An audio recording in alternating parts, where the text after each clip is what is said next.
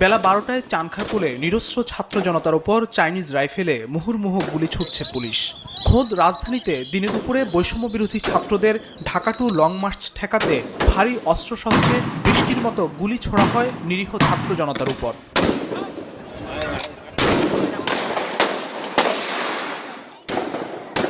আন্দোলনকারী ছাত্র জনতা শাহবাগে যেতে চাইলে তাদের উপর হায়নার মতো হামলে পড়ে পুলিশ গুলি করতে থাকে প্রায় ২ ঘন্টা। পুলিশের এই ঊর্ধ্বতন কর্মকর্তাকে নিরস্ত্র আন্দোলনকারীদের উপর গুলি চালাতে বারবার নির্দেশ দিতে দেখা যায়।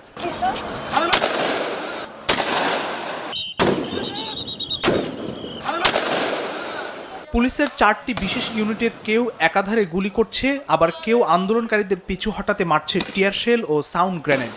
বিপরীতে আন্দোলনকারীদের বেশ কয়েকজন গুলিবিদ্ধ হয়ে মাটিতে লুটিয়ে পড়লেও থামছে না পুলিশের গুলি।